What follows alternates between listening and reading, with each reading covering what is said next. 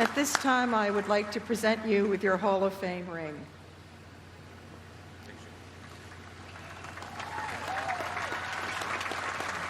Let's go for photos. Tom, I can't imagine the country of Japan. He's going to be inducted into their Hall of Fame in about a month, but he's the first Japanese-born and raised position player ever to appear in an MLB game, and he exceeded all expectations. There's so much pride for that country, and there had been so much pressure on Ichiro when he came here in 2001 because of that. Ichiro wound up playing 28 professional seasons between Japan and MLB. Just remarkable. He was the standard. Think about if he'd have failed. You know, he signs at 17. He doesn't go to high school. One of the first guys that does that. Doesn't go through the minor league system, basically the big leagues, and comes over here. The posting money, everything else, the pressure was on him for all position players coming out of Japan. And he was a superstar right from the jump, and now we're finally going to hear the speech from Ichiro. Ladies and gentlemen, member of the class of 2025, Hall of Famer Ichiro Suzuki.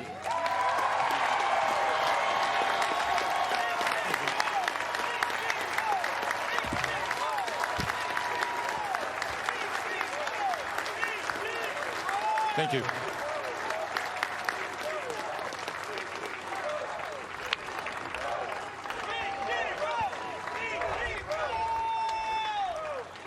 Today, I am feeling something I thought I would never know again. For the third time, I am a rookie.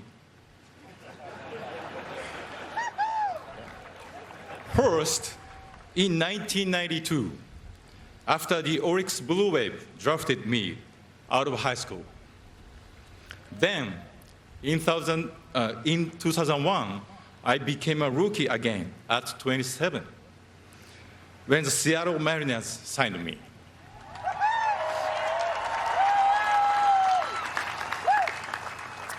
As I look over here now and see men like Rod Carew, George Brett, and Tony La Russa, I realize I'm a rookie again. Thank you for welcoming me so warmly into your great team.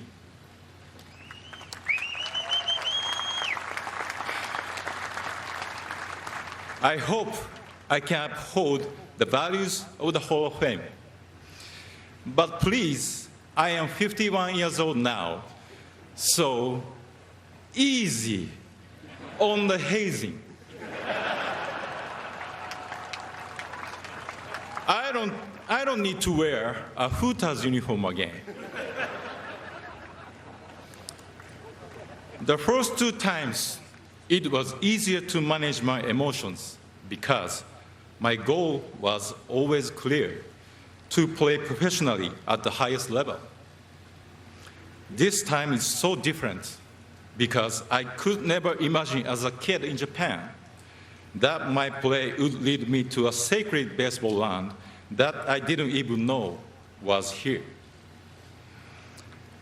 People often measure me by my records: 3,000 hits, 10 gold gloves, 10 seasons of 200 hits. Not bad, huh?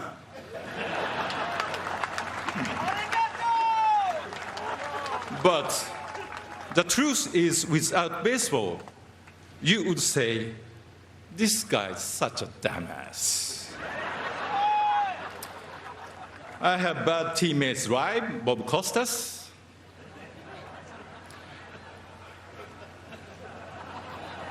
Baseball is so much more than just hitting, throwing, and running. Baseball taught me to make value decisions about what is important. It helps shape my view of life and the world. As a kid, I thought I could play baseball forever. The older I got, I realized the only way to keep playing the game I love until 45 at the highest level was to dedicate myself to it completely. When fans use their precious time to come watch you play, you have a responsibility to perform for them, whether we are winning by 10 or losing by 10. I felt my duty was to motivate it the same from opening day through game 162. I never started packing my equipment or taping boxes until after the season's final out. I felt it was my professional duty to give fans my complete attention each and every game.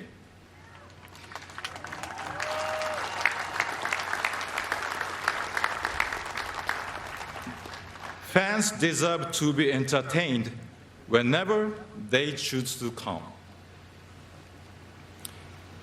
Baseball taught me what it means to be a professional, and I believe that is the main reason I am here today. Not because my skills are better than others. 3,000 hits or 262 hits in one season are achievements recognized by the writers. Well, all but one of you.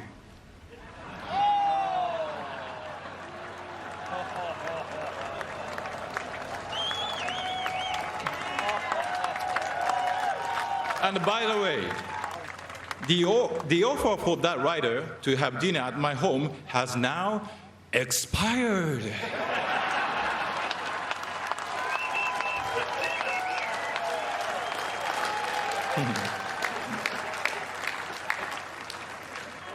I could not have achieved the numbers the writers recognized me for without paying attention to the many small details every single day, consistently for all 19 seasons.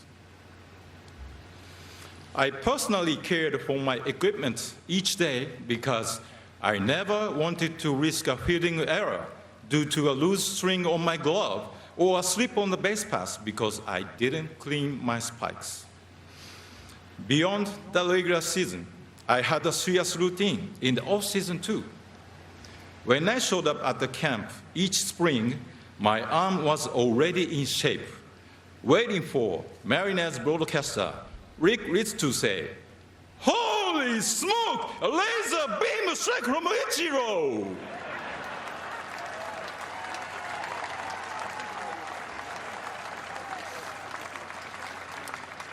If you consistently do the little things, there's no limit what you can achieve. Look at me. I'm 5'11" and 170 pounds. When I came to America, many people said I was too skinny to compete with bigger major leaguers. The first time I ran out on the field, I was in awe of the competition. But I knew if I stuck to my beliefs about preparation, I could overcome the doubts, even my own. I have been asked, what's the best thing you can do for your team? My answer is taking responsibility for yourself. Being responsible for yourself means answering to yourself. When you go home at night and wonder why you didn't get a hit or you didn't make a catch, the honest answer is not because a great pitcher beat you or a tough sun was in your eyes. It's because there was something you could have done better. By taking responsibility for yourself, you support your teammates and you don't cheat the fans.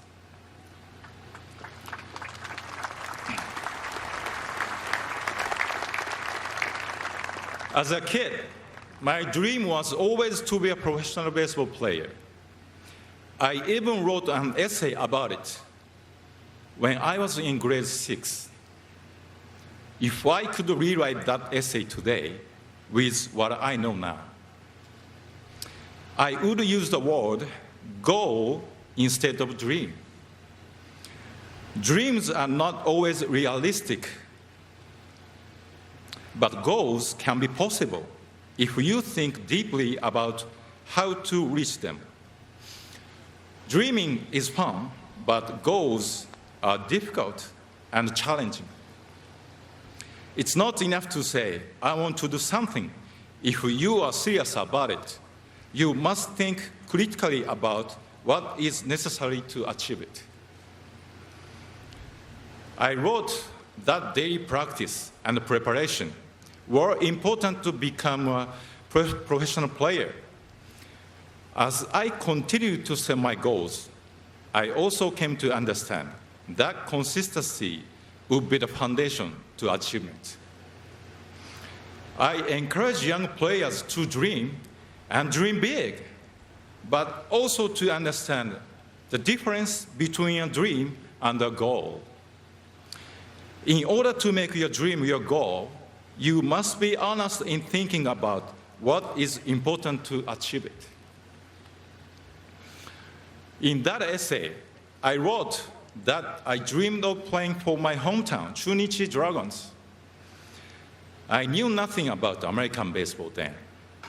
I simply loved baseball and wanted to play it wherever I could at the highest level for the rest of my life. I achieved the first part of my goal when Oryx drafted me. I won the batting title in my first full year and each year after that when I played in Japan. From the outside, it may have seemed like everything was smooth and I should have no worries. However, inside, I was struggling to understand why I was making results. I was searching for something that I could not find. In the middle of my internal struggle, something historic happened. Hideo Nomo became the first major leaguer from Japan in my lifetime. His success inspired many, including me. Thanks to him, MLB was always in the news in Japan, and MLB games were broadcast on TV. Because of Hideo Nomo's courage, my eyes suddenly opened to the idea of challenging myself by going somewhere I never imagined. 野茂さん、ありがとうございました。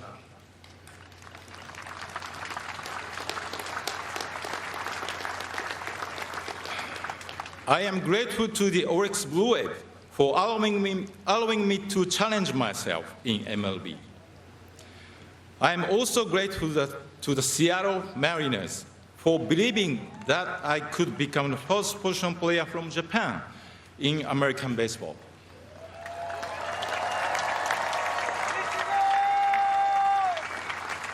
I have been in love with Seattle and the Mariners ever since. Thank you, Seattle.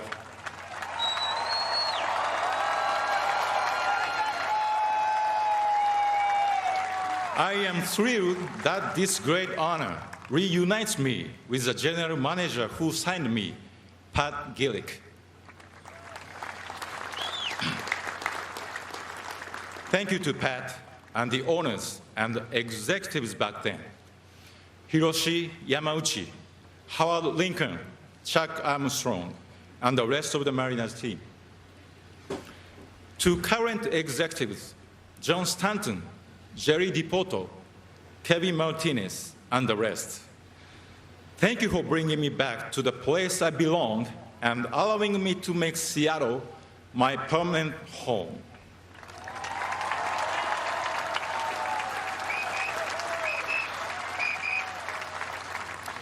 It's an honor to be on a new team with Edgar and Junior and Randy. Thank you guys for coming today.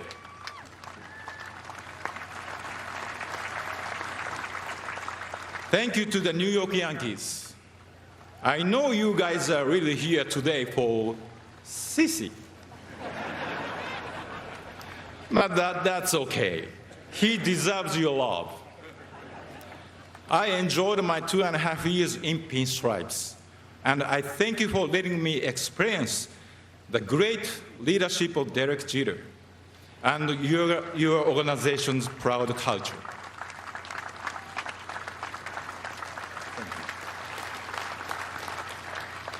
And to the Miami Marlins, I appreciate David Sampson and Mike Hill for coming today. Honestly, when you guys called to offer me a contract for 2015, I have never heard of your team.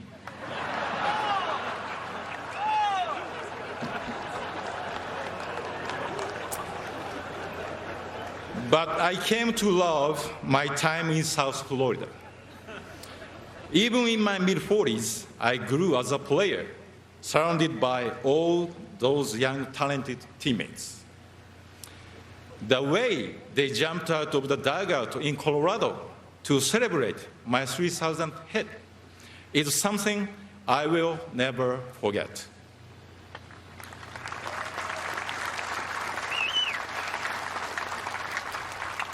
Their happiness to share that moment with me was so genuine and sincere.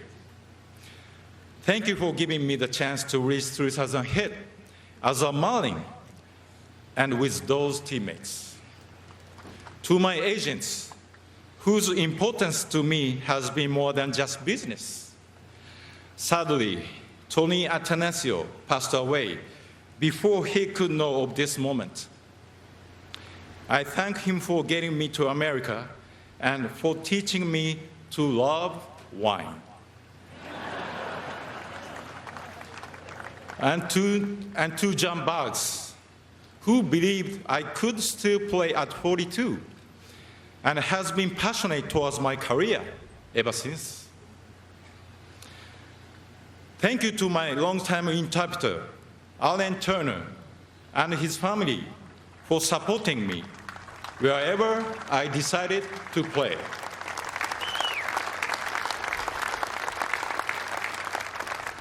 Thank you also to Jane, Josh, Chester, Whitney, and the entire Hall of Fame staff. And of course, to Jeff Idelson. Without you, I would have never come to appreciate this incredible institution. Congratulations to Cece, Billy, Dave Parker, Dick Allen, Tom Hamilton, and Thomas Boswell.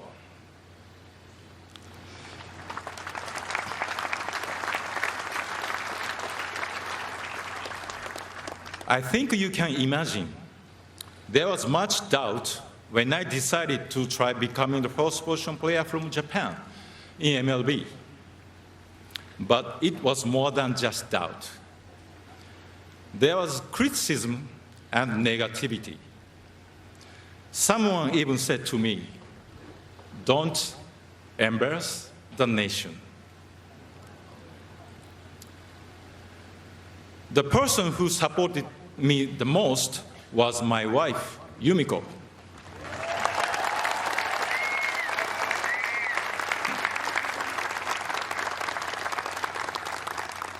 It would only be natural if she had doubts too, but she never made me feel them. All of her energy was focused on supporting and encouraging me. For 19 seasons in Seattle, New York, and Miami, she made sure that our home was always happy and positive. I tried to be consistent as a player, but she's the most consistent teammate I ever had.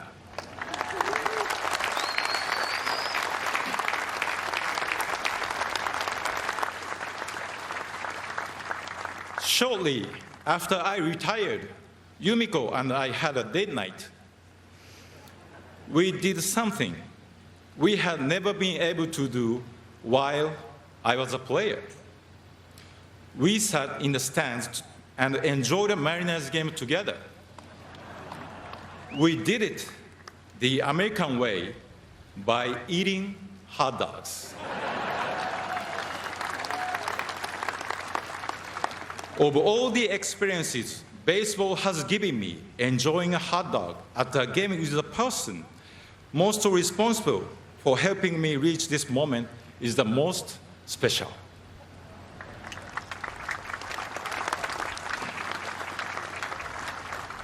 going into America's Baseball Hall of Fame was never my goal. I didn't even know there was one until I visited Cooperstown for the first time in 2001. But being here today sure feels like a fantastic dream. Thank you.